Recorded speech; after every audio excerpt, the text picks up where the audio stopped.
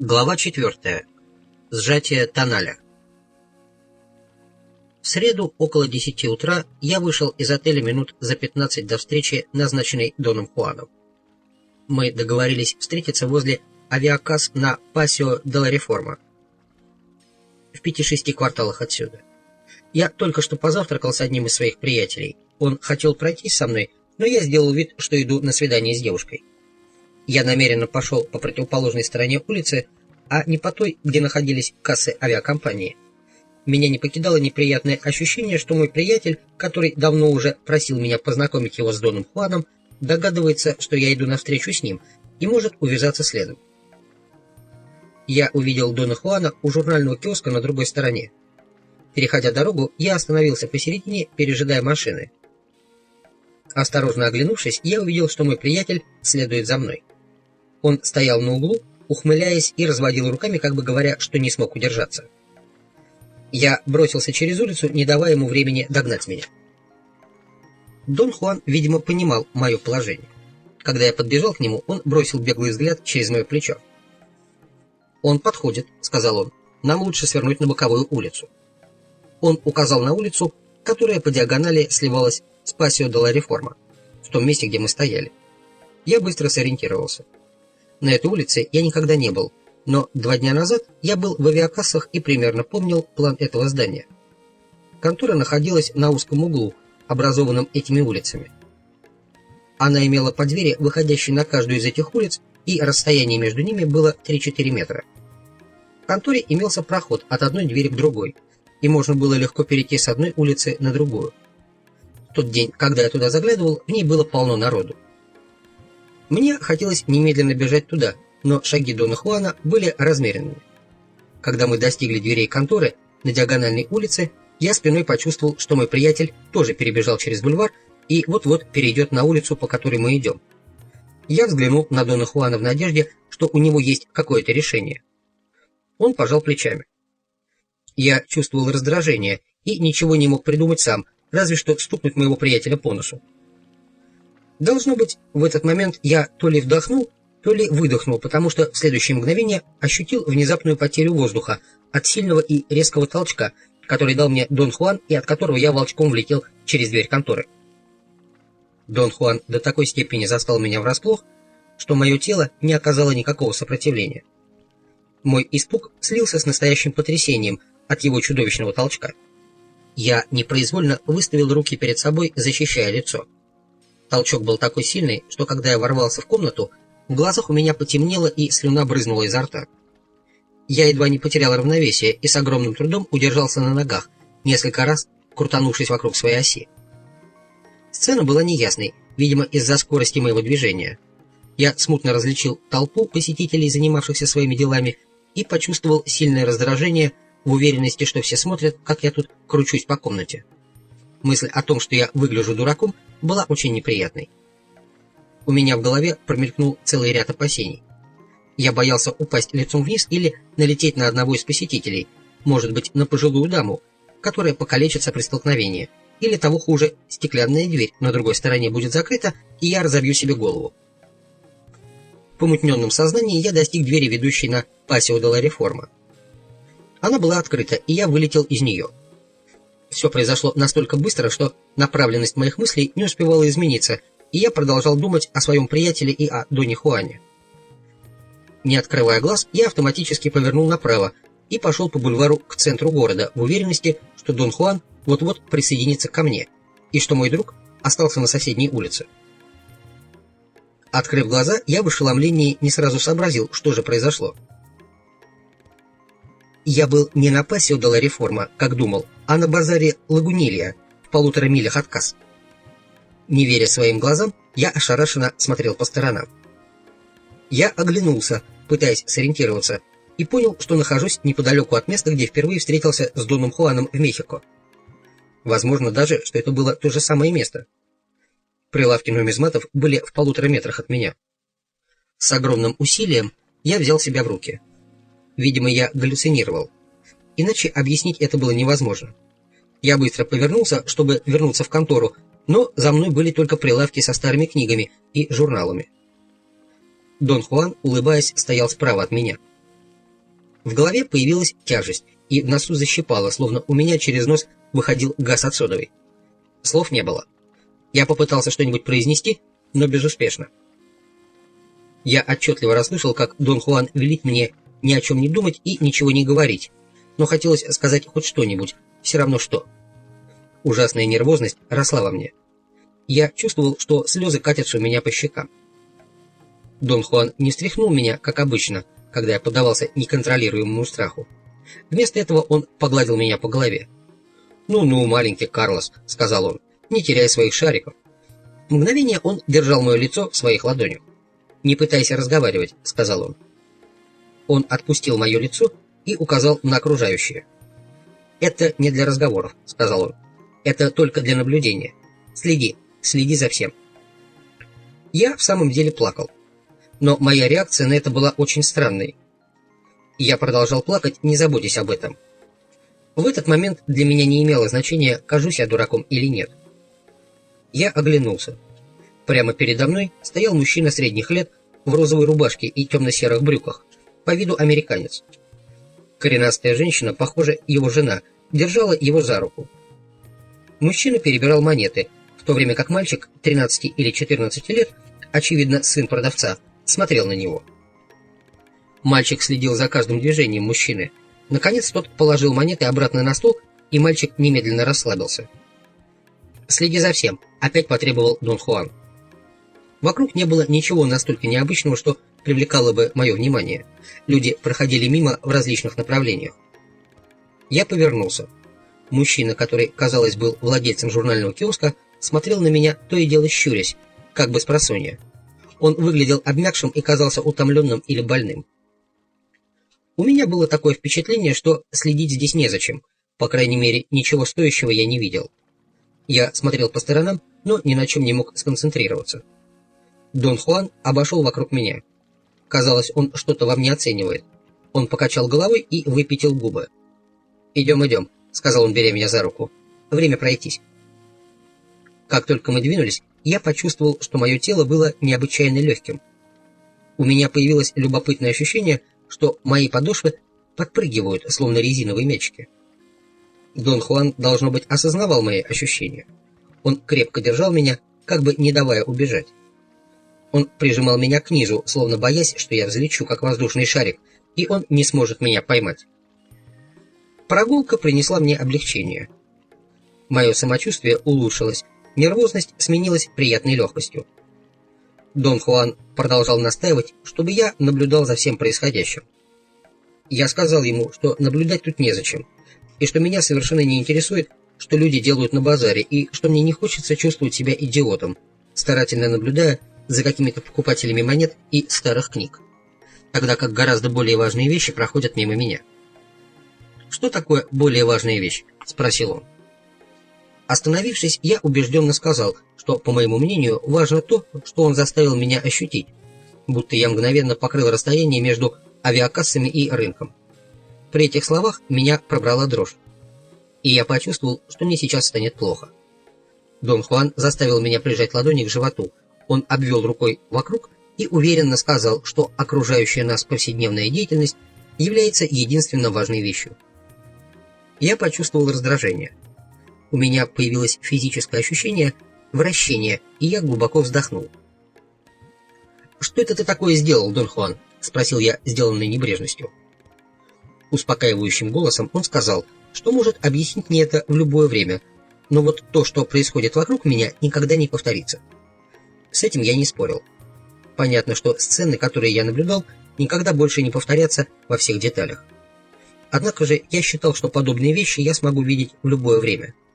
Куда более важным мне казалось то, что я каким-то образом был перенесен через пространство. Когда я сказал это, Дон Хуан скривился, словно мои слова и вправду причинили ему боль. Некоторое время мы шли молча. Меня лихорадило. Я почувствовал жар в ладонях и ступнях. Такой же необычный жар появился в ноздрях и на веках. «Что ты сделал, Дон Хуан?» — жалобно спросил я. Вместо ответа он похлопал меня по груди и рассмеялся. Он сказал, что люди очень хрупкие существа, и своим индульгированием делают себя еще более хрупкими. Очень серьезным тоном Он призвал меня прекратить чувствовать себя страдальцем, вытолкнуть себя за собственные границы и просто остановить внимание на окружающем меня мире. Мы продолжали идти очень медленно. Я был совершенно выбит из колеи и ничему не мог уделять внимания.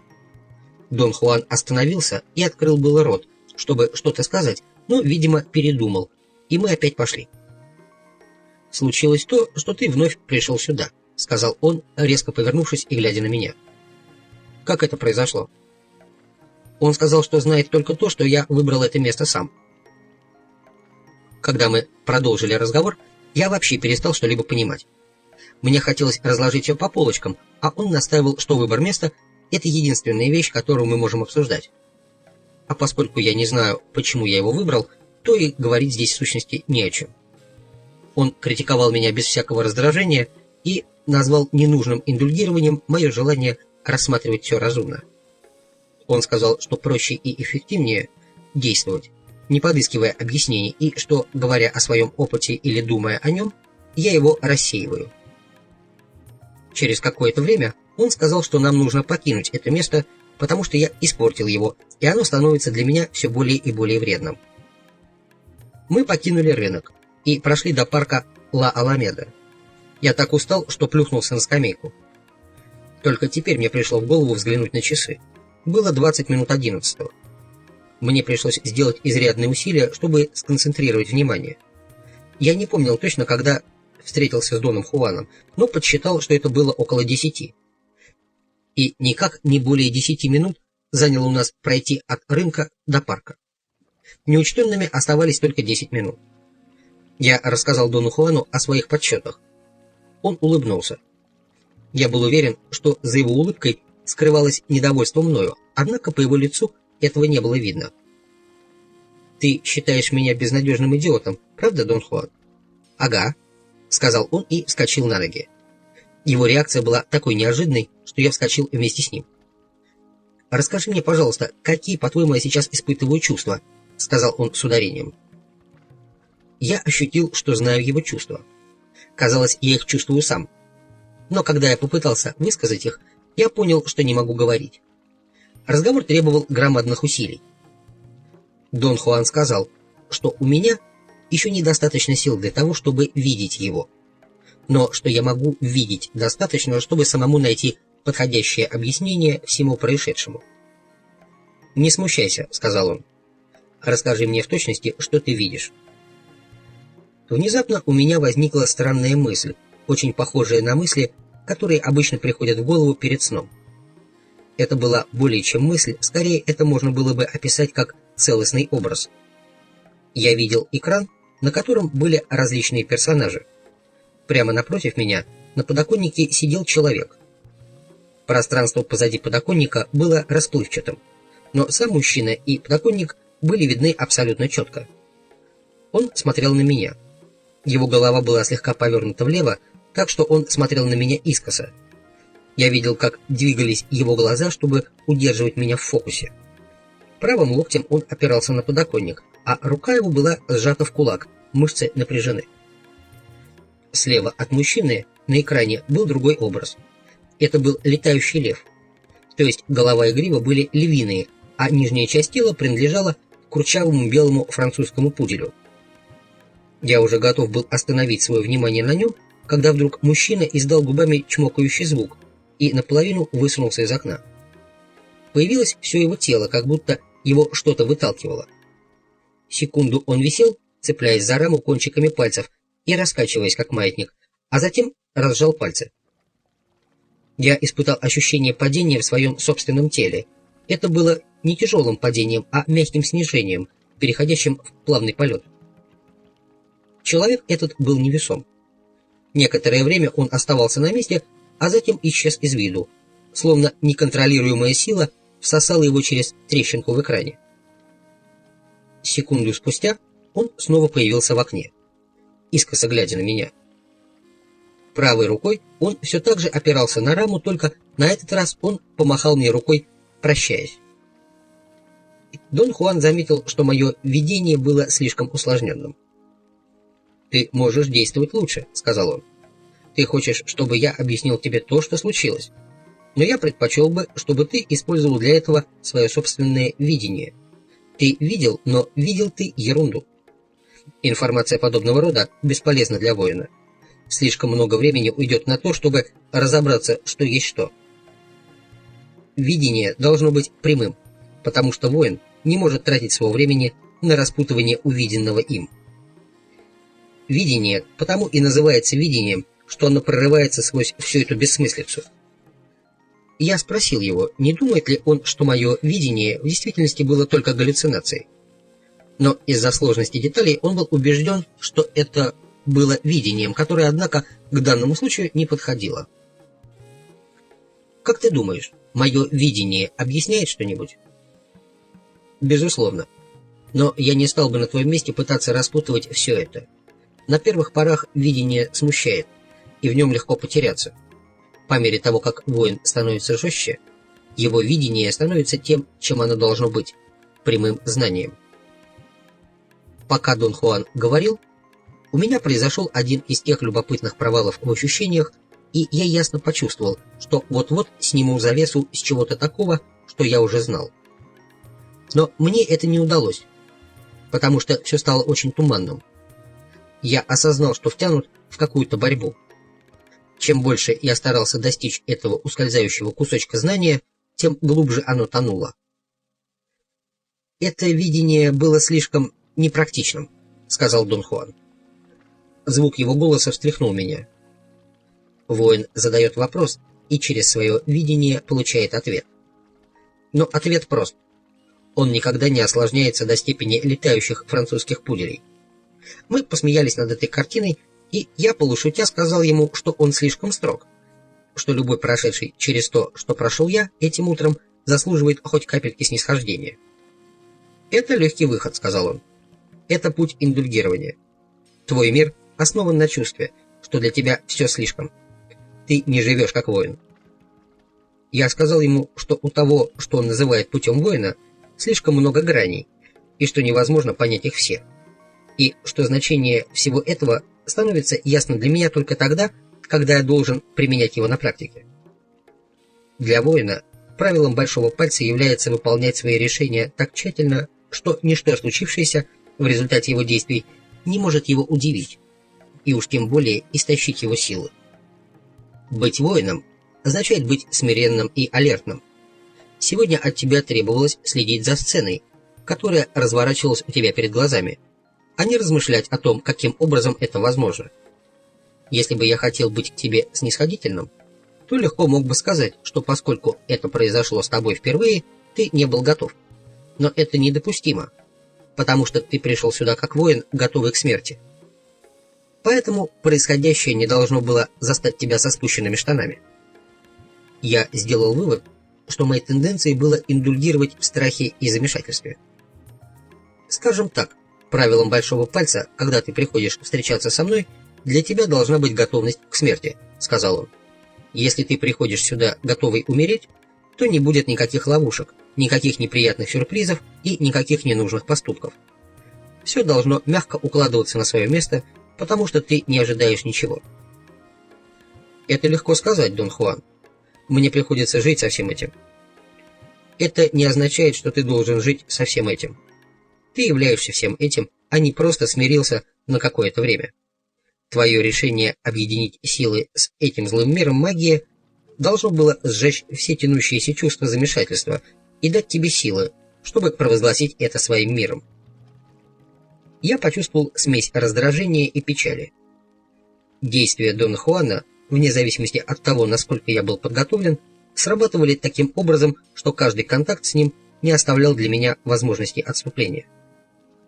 Он заставлял меня действовать и чувствовать себя подобно полуразумному, придирчивому и ворчливому существу. На меня нахлынула волна ярости. Я больше не хотел писать. В этот момент я хотел разорвать свои записки и бросить все это в урну. И я сделал бы это, если бы не Дон Хуан, который засмеялся и остановил меня за руку. Насмешливым тоном он сказал, что мой тональ опять собирается сам себя одурачить. Он порекомендовал мне пойти к фонтану и плеснуть воды на шею и уши. Вода успокоила меня. Долгое время мы молчали. Пиши, пиши. Дружески подтолкнул меня Дон Хуан. Скажем, твоя записная книжка – это единственная магия, которая у тебя есть.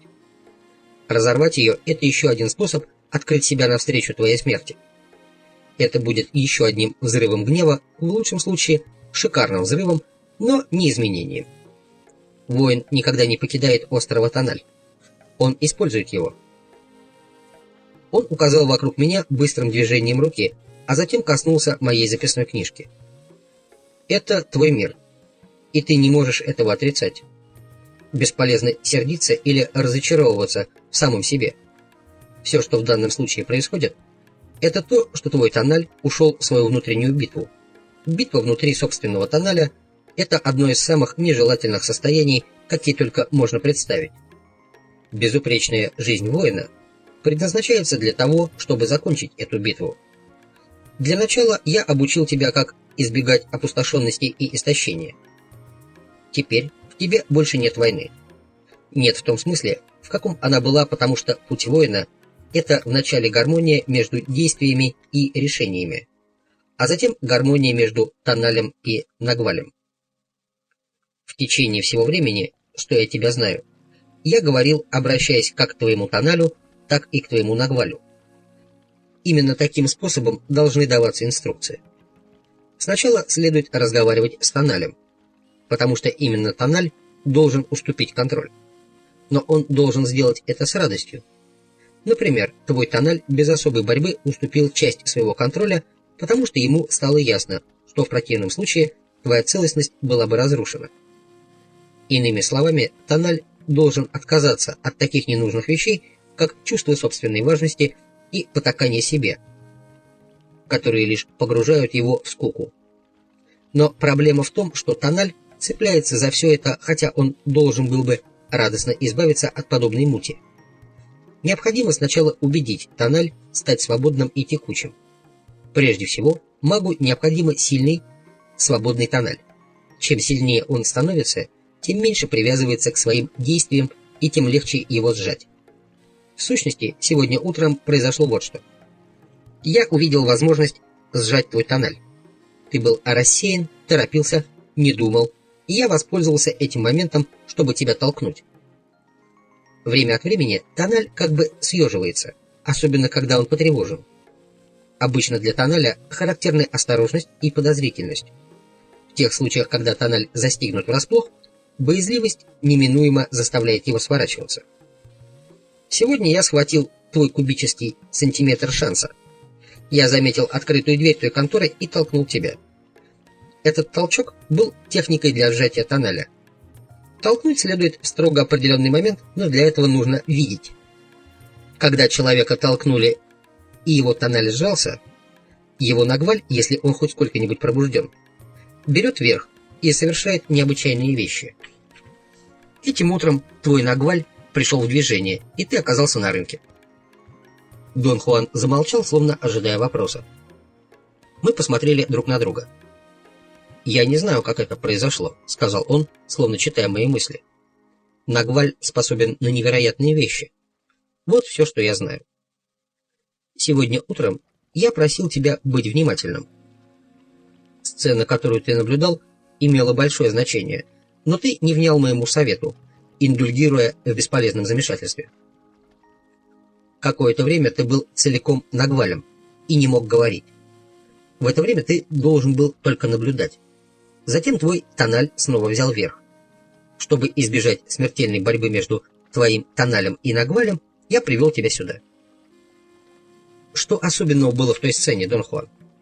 «Я не знаю, это случилось не со мной». «Что ты имеешь в виду?» «Это был твой опыт, а не мой». «Но ты же был со мной, правда?» «Нет, ты был один. Я повторял тебе, чтобы ты следил за всем, потому что сцена была только для тебя». «Дон Хуан, ты ведь был рядом со мной?» «Нет, не был. Но бесполезно говорить об этом. Что бы я ни сделал, это не будет иметь для тебя смысла, потому что мы оба находились тогда во времени Нагваля. Действия Нагваля можно воспринимать только телом, но не разумом. Но если тебя со мной не было, то кто же тогда был тот, кого я считал тобой?» «Я был с тобой, но не там.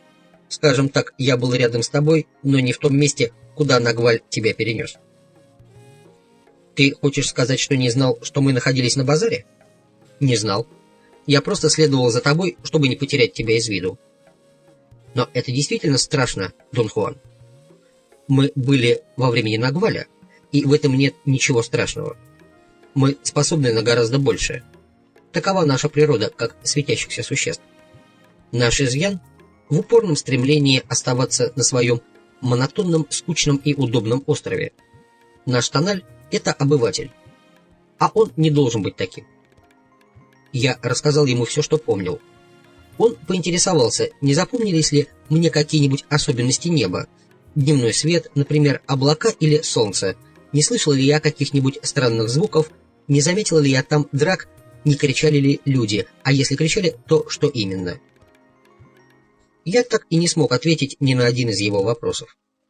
Я искренне принял все событие за чистую монету, решив, что благодаря знанию Дона Хуана, каким бы оно ни было, я за несколько секунд пролетел значительное расстояние и приземлился посреди базара в своем материальном теле. Мои реакции были прямым следствием такой интерпретации. Я хотел узнать процедуру, членское знание, как это сделать. Поэтому я и не следил за тем, что считал ординарными событиями, не имеющими никакого значения. «Как ты думаешь, люди на базаре видели меня?» — спросил я. Дон Хуан не ответил. Засмеявшись, он легонько ткнул меня кулаком. Я пытался вспомнить, были ли у меня какие-нибудь физические контакты с людьми, но безуспешно. Что видели люди в конторе «Авиакас», когда я ворвался туда? Вероятно, они видели, что какой-то человек пробежал от одной двери к другой. Но они видели, как я растаял в воздухе. Об этом позаботился Нагваль. Это уж его дело. Мы — текучие светящиеся существа, сотканные из волокон. Только благодаря тоналю мы считаем себя плотными объектами. Когда тональ сжимается, могут происходить необыкновенные вещи. Но они необыкновенны только для тоналя. Для Нагваля двигаться таким образом, как ты двигался сегодня утром, ничто. Особенно для твоего Нагваля, который уже способен к трудным действиям. На этот раз он действительно погрузился во что-то ужасно загадочное. Ты не ощущаешь, что это? На меня мгновенно нахлынул миллион вопросов и ощущений. Все мое кажущееся самообладание как ветром сдуло. Я задрожал всем телом, ощутив себя на краю бездны. Я боролся с таинственным, но конкретным куском знания. Казалось, мне вот-вот что-то покажут, но в то же время какая-то часть меня упрямо настаивала на том, чтобы прикрыть все облаком. Борьба постепенно заставила меня онеметь до такой степени, что я перестал ощущать свое тело. Рот мой непроизвольно открылся, глаза закатились. У меня было ощущение, что я могу видеть, как лицо у меня становится все тверже и тверже, пока оно не стало лицом трупа с желтоватой кожей, накрепко приросшей к черепу. В следующее мгновение я почувствовал толчок. Дон Хуан стоял рядом со мной, держа пустое ведро. Он облил меня с головы до ног. Я кашлял и вытирал воду с лица, меня знобило. Я вскочил со скамейки.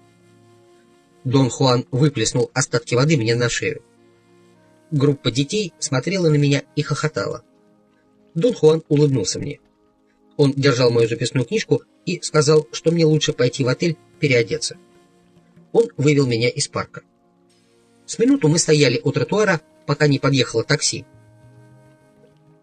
Несколько часов спустя, после ленча и отдыха, мы сели на его любимую скамейку в парке у церкви.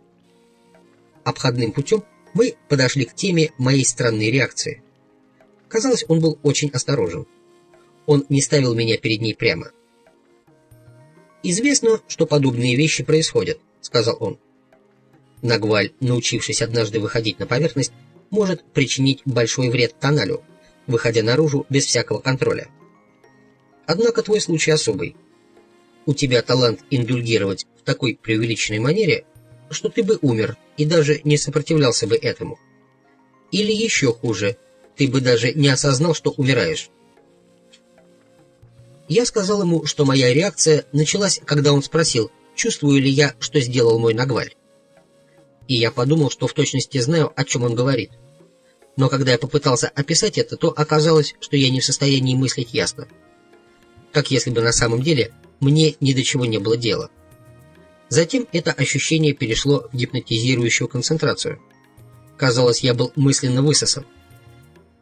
Мое внимание привлекло и захватило ощущение, что передо мной вот-вот раскроется огромный секрет, и что я не хочу, чтобы что-то мешало такому раскрытию. «Что собиралось быть раскрыто тебе, так это твоя смерть», — сказал Дон Хуан. «В этом опасность индульгирования, особенно для тебя. Потому естественно, что ты настолько все преувеличиваешь. Твой тональ настолько талантлив в индульгировании, что он угрожает целостности самого себя. Это ужасное состояние существа. Что я могу сделать? Твой тональ должен быть убежден разумом. Твой нагваль — действиями, пока они не сравняются друг с другом, как я тебе говорил. Тональ правит, и тем не менее он очень уязвим. Нагваль, с другой стороны, никогда или почти никогда не действует, но когда он действует, он ужасает тональ. Этим утром твой тональ испугался и стал сжиматься сам собою, и тогда твой нагваль начал брать верх. Мне пришлось одолжить ведро у фотографов в парке, чтобы загнать твой нагваль, как плохую собаку, назад на его место. Тональ должен быть защищен любой ценой. Корона должна быть с него снята, однако он должен оставаться как защищенный поверхностный наблюдатель. Любая угроза тоналю обычно заканчивается его смертью. А если умирает тональ, то умирает и весь человек. Тональ легко уничтожить из-за его врожденной слабости, и потому одним из искусств равновесия воина является вывести на поверхность нагваль, чтобы уравновесить тональ. Я говорю, что это искусство, и маги знают, что только путем усиления тоналя может появиться нагваль. Понятно, что я имею в виду? Это усиление называется личной силой. Дон Хуан поднялся, потянулся и выгнул спину. Я начал подниматься тоже, но он мягко толкнул меня обратно. «Ты должен оставаться на этой скамейке до сумерек», — сказал он. «Мне нужно сейчас уйти.